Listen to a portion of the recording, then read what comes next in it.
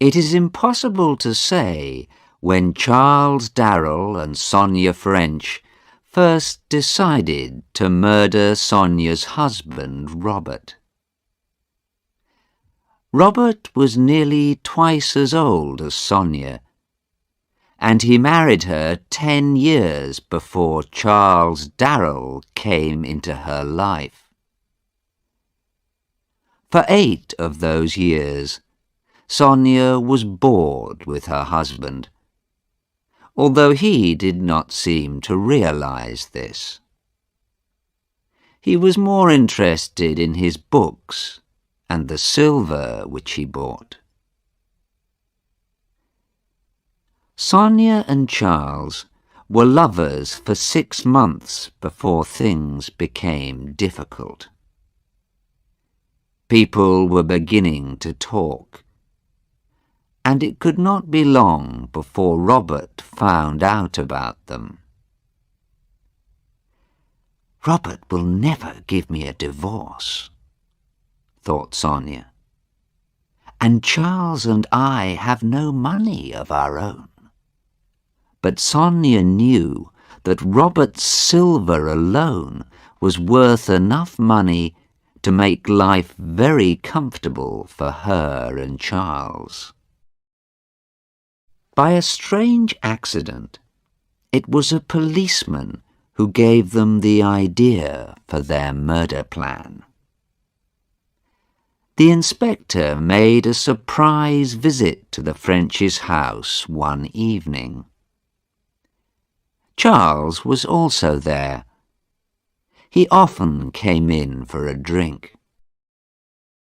"There have been several burglaries near here," the inspector told Robert, "and we haven't caught the burglar. We know who he is, and it can't be long before we catch him, but we're very worried. He carries a gun, and we're almost sure he has killed a man.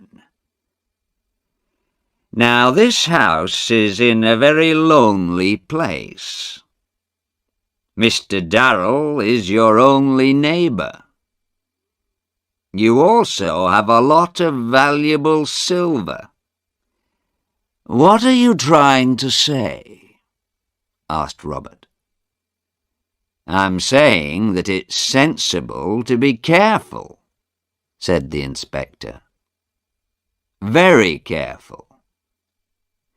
Why not put your silver in the bank until the burglar is caught?"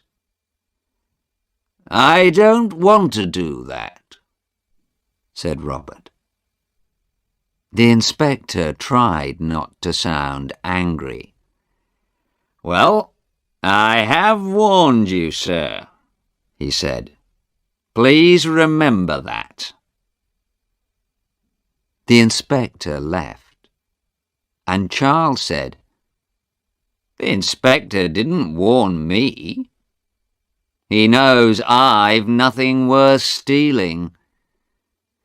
But if this gunman does visit me, he'll be sorry. I have a gun, and I won't think twice before using it." He was tall and strong, and Sonia thought he was very good-looking, and she did not try to hide her feelings. "I feel sorry for the burglar who tries to frighten you, Charles," she said. 3 nights later, Sonia was lying awake in her bed. Robert was asleep.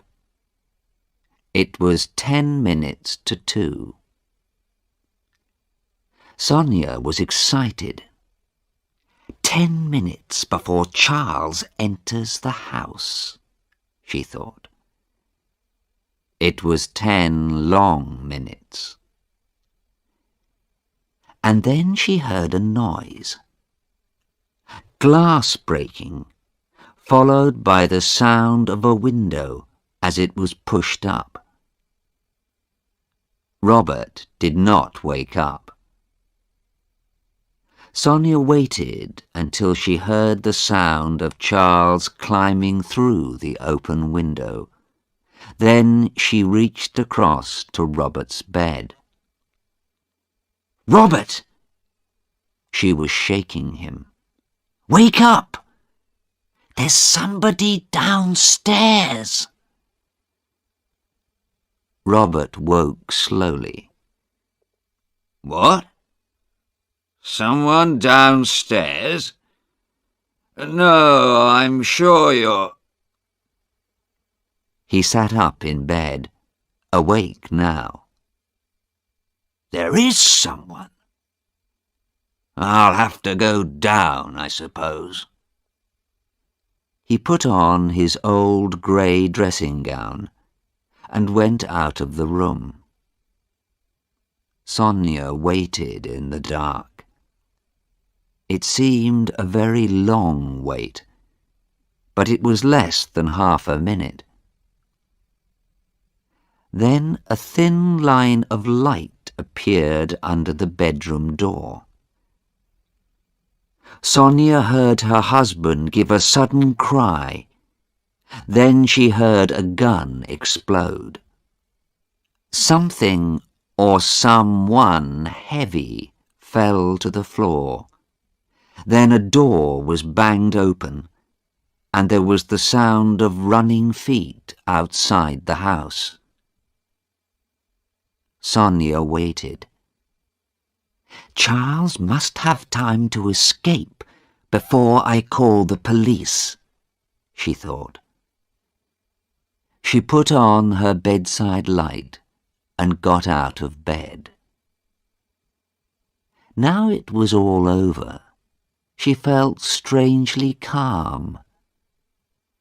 She knew what she was going to say to the police. How soon could she marry Charles? 6 months from now?